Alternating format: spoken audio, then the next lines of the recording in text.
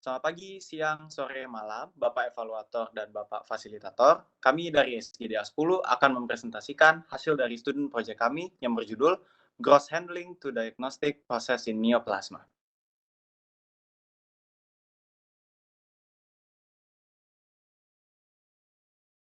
Bisa next slide.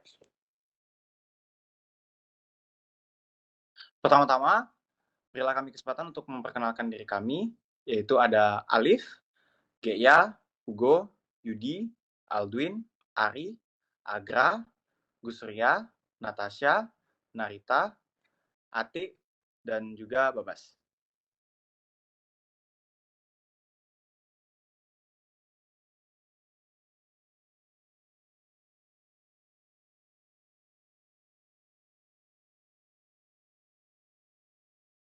Latar belakang dari SP yang kita buat yaitu neoplasma adalah pertumbuhan sel yang ditandai dengan pembentukan sel-sel baru yang memiliki sifat, bentuk, serta genetik yang berbeda dengan sel normal. Untuk menegakkan diagnosis secara patologis, biasanya dilakukan dalam dua tahap yaitu pemeriksaan kasar dan pemeriksaan mikroskopis. Gross handling adalah sebuah metode yang berfokus pada teknik penindakan dan pemeriksaan spesimen jaringan biopsi atau bedah secara optis dan taktil oleh para patologi. Proses ini meliputi pengamatan ciri-ciri spesimen seperti tekstur, warna, ukuran, lokasi, lesi atau tumor, dan bentuk-bentuknya. Baik, mohon izin melanjutkan. Jadi proses gross handling ini dimulai dengan pemeriksaan kasar atau gross examination dari spesimen oleh seorang patolog atau tenaga medis terlatih lainnya. Pada tahap ini, spesimen akan diperiksa secara kasar untuk menentukan ukuran, bentuk, dan konsistensi lesi. Jadi proses gross handling ini juga melibatkan pencatatan informasi tentang spesimen seperti jenis jaringan atau organ, ukuran spesimen, lokasi spesimen di dalam tubuh, dan informasi klinis lainnya yang terkait dengan pasien. Informasi ini sangat penting untuk membantu dan interpretasi hasil pemeriksaan mikroskopis selanjutnya. Nah, dengan demikian, proses gross handling memiliki peran yang sangat penting dalam pemeriksaan patologi anatomi, seperti menentukan jenis, ukuran, dan lokasi tumor, serta juga memilih pilihan pengobatan yang tepat untuk pasien. Informasi yang diperoleh dari gross handling ini juga menjadi dasar dalam interpretasi hasil pemeriksaan mikroskopik selanjutnya, dan dapat membantu patolog dalam membuat diagnosis akhir. Sehingga dalam student project ini, kami mengangkat topik mengenai gross handling dengan lebih rinci.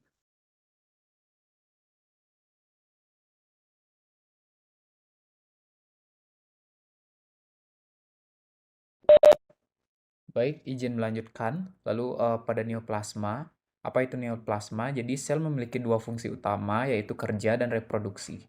Kerja bergantung pada aktivitas sitoplasma, sedangkan reproduksi bergantung pada aktivitas nukleus. Proliferasi sel adalah proses fisiologis yang terjadi hampir di semua jaringan tubuh manusia dalam berbagai kondisi yang memungkinkan sel berkembang biak.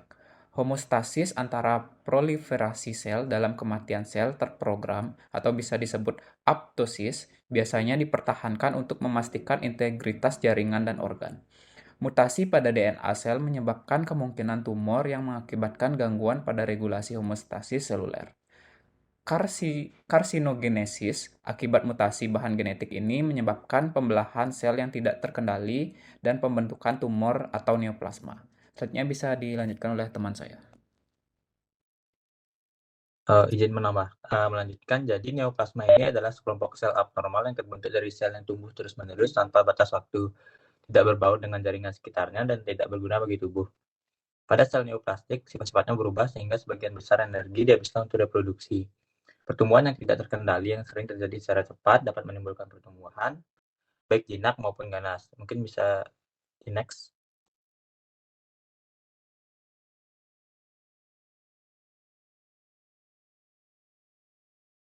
Baik, izin masuk. Jadi di sini saya akan menjelaskan mengenai gross handling sendiri yang memiliki tujuan untuk mendokumentasi dan memvalidasi prosedur pembedahan. Yang kedua, memberikan informasi pencerahan terhadap diagnosis. Dan yang ketiga adalah memverifikasi status untuk terapi selanjutnya. Ada tahapan pun dalam gross handling sendiri. Yang pertama adalah labeling. Tahapan ini adalah tahapan yang sangat penting dalam mengidentifikasi pasien. Hal ini juga sangat penting dilakukan ketika spesimen masih segar dan jaringan tidak boleh diletakkan pada tempat yang kering. Labeling ini dilakukan dengan nomor unik sehingga terdapat data yang akurat antara spesimen dan pasien. Dari mana spesimen diambil, Setiap wadah spesimen harus menyertakan nama pasien dengan usia dan nomor rekam medis bersama dengan dokumen yang sesuai, misalnya formulir permintaan bedah. Yang kedua, ada tahapan fiksasi spesimen, yakni setelah menerima spesimen dari ahli bedah, spesimen harus diperbaiki dalam fiksatif dan ideal untuk mencegah autolisis atau kerusakan spesimen. Namun, sampel yang termineralisasi seperti tulang atau gigi mungkin memerlukan dekalsifikasi sebelum dapat diproses. Mungkin bisa di next. Lalu ada 7 komponen utama dalam memproses spesimen dalam gross handling ini. Yang pertama adalah pemindahan spesimen dengan cepat dari tempat operasi ke lab patologi. Yang kedua, identifikasi yang akurat dari semua spesimen. Lalu yang ketiga, ada deskripsi yang tepat dari spesimen asli. Keempat, ada deskripsi akurat tentang spesimen tambahan yang diterima pasien yang sama. Yang kelima, ada merekam keadaan normal dan abnormal dari spesimen termasuk penanda, misalnya jahitan, yang mengarahkan spesimen. Yang keenam, ada studi khusus yang diminta dan atau dibutuhkan. Lalu yang terakhir adalah lokasi pengambilan bagian jaringan tertentu untuk evaluasi histologis. Sekian dari saya. Terima kasih.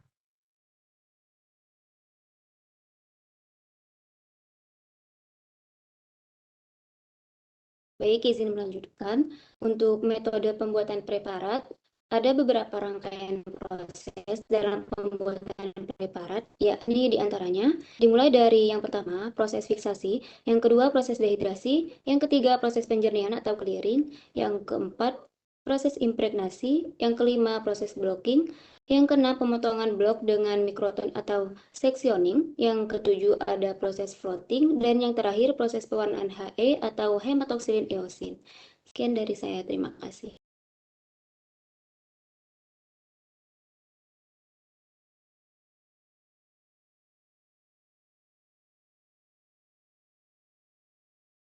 Izin melanjutkan terkait dengan hasil makroskopis, di mana makroskopis adalah hasil atau pemeriksaan yang dapat dilihat secara visual langsung dengan mata.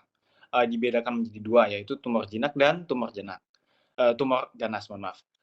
Untuk tumor jinak, secara teori, tumor jinak berkembang dan menyebar secara perlahan. Dan tumor jinak pada umumnya membuat kapsul dari jaringan fibrosa sehingga memisahkan mereka dengan jaringan yang normal. Sel stromal seperti fibroblast menyumbang matriks ekstraseluler. Proses ini diaktifasi dengan adanya kerusakan hipoksik dengan tekanan dari pertumbuhan tumor. Tumor jinak dapat diidentifikasi dengan jelas, dapat digerakkan dan mudah untuk dienukleasi. Untuk tumor ganas pada umumnya tidak memiliki perbatasan yang jelas dengan jaringan normal di sekitarnya. Tumor ganas memiliki sifat yang sulit untuk dipotong karena sifatnya yang bertumbuh dengan liar dan di luar kendali dan mengabaikan perbatasan anatomis yang dimiliki oleh tubuh. Pertumbuhan mereka dapat menembus pembuluh darah, limfatik, rongga tubuh untuk kesempatan menyebar. Bisa next slide. Izin melanjutkan mengenai hasil makroskopis. Dari praktek yang telah dilakukan di Laboratorium Patologi Anatomi Rumah Sakit Prof. Ngurah, seperti yang dapat dilihat pada gambar, itu adalah neoplasma atau tumor pada payudara. Pada gambar pertama, pada organ diangkat akan ada beberapa sayatan yang secara sengaja dilakukan agar cairan fiksasi atau formalin dapat menyerap dengan maksimal. Selain itu, terdapat juga sayatan pasca biopsi pada benjolan yang ada pada organ. Selanjutnya, dapat dilihat pada gambar kedua, itu merupakan bagian dari neoplasma, yang dimana dapat dirasakan bahwa jaringan organ yang terdapat tumor atau neoplasma memiliki tekstur dan struktur yang lebih padat dibandingkan dengan jaringan normal yang bisa dilihat pada gambar yang ketiga. Warna bagian yang merupakan tumor lebih terang atau bisa dibilang warna putih dibandingkan pada jaringan yang normal, dan juga untuk tekstur yang normal itu memiliki tekstur yang lebih lunak.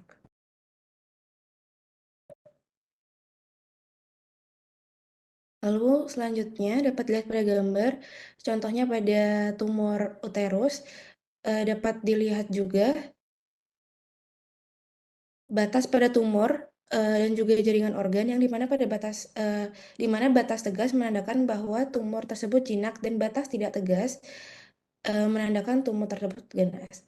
Selanjutnya terlihat jarak tumor ke dasar resepsi serta jarak tumor ke kulit, dan dapat dilihat juga jarak tumor ke lipid. Jika jarak dari tumor ke lipid sangat sempit atau bahkan menempel, dapat menandakan bahwa tumor telah menyebar. Saat gross handling, bagian pada jaringan yang normal pun juga harus diambil guna memastikan adanya lesi peradangan.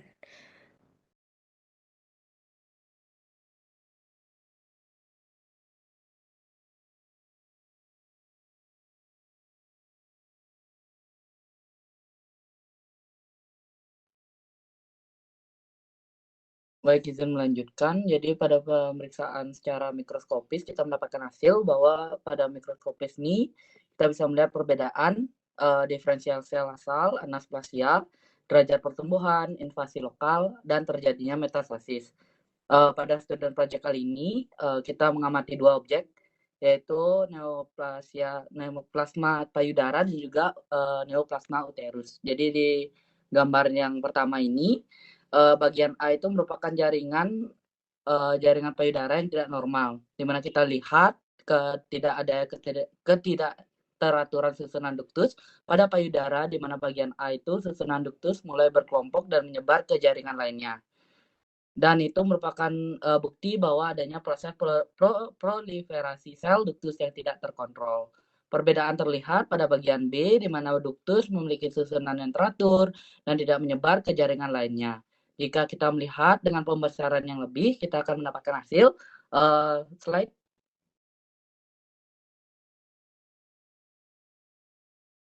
Next slide. Ya. Berdasarkan selnya itu, bagian A itu terlihat memiliki inti dengan bentuk yang ukuran yang monoton satu sama lainnya. Bentuk inti yang bulat serta kromatin masih padat terlihat jelas. Sedangkan jika kita lihat pada bagian B, terdapat pembesaran pada inti sel serta ukuran sel satu sama lain tidak sama besar. Pada bagian B juga terlihat bahwa kromatin sudah mulai memudar dan menghilang, sehingga penulis dapat melihat anak inti atau nukleolus dengan jelas. Hal ini terjadi akibat proliferasi sel yang tidak terkontrol yang menyebabkan sel memiliki variasi bentuk atau disebut juga anaplasia. Sehingga dapat dikatakan bahwa gambar B adalah contoh dari tumor yang malignan atau ganas, sedangkan bagian A merupakan sel jaringan yang normal dari payudara. Next slide.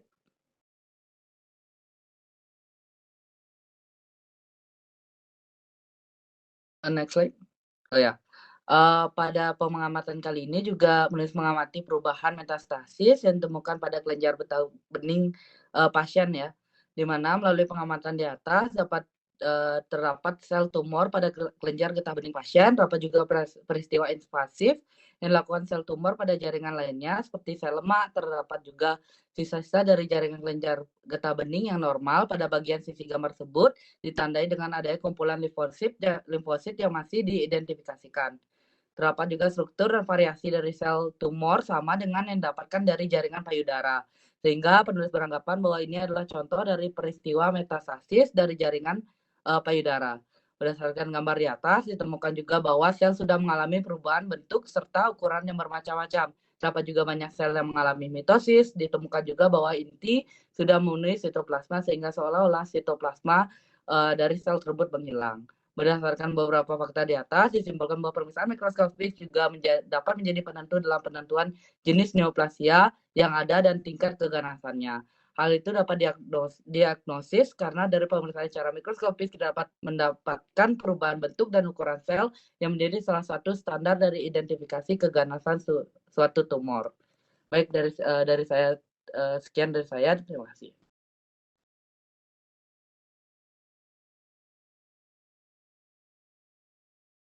Baik, izin melanjutkan. Di sini saya akan menjelaskan hasil mikroskopis pada uterus.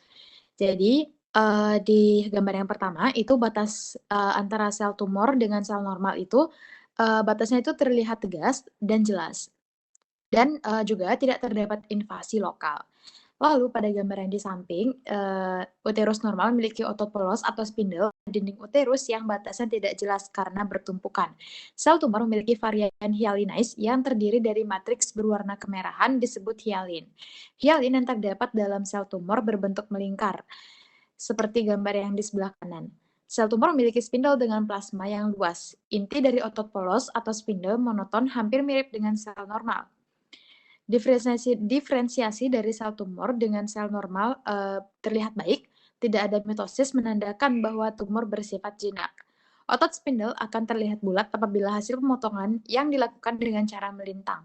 Pada tumor uterus jinak tidak terdapat anapasia. Sekian dari saya.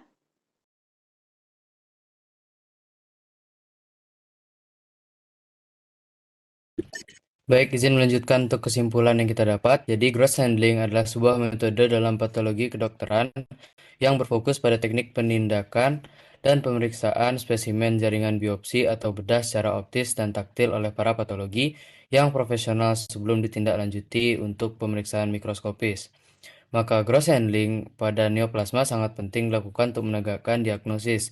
Selain itu, adanya gross handling untuk menemukan tumor yang akan diamati dalam bentuk preparat di bawah mikroskop digunakan sebagai pendukung diagnosis awal.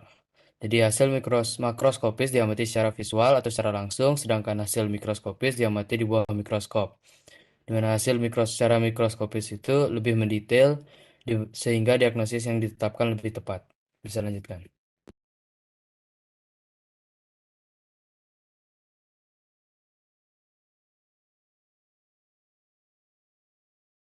Baik, izin melanjutkan. Jadi di sini sarannya adalah melihat pentingnya gross handling dalam dunia patologi anatomi, maka sudah seharusnya tenaga kesehatan khususnya yang mendalami bidang tersebut menguasai metode gross handling ini, guna untuk menegakkan diagnosis yang akurat. Baik, sekian dari saya. Terima kasih.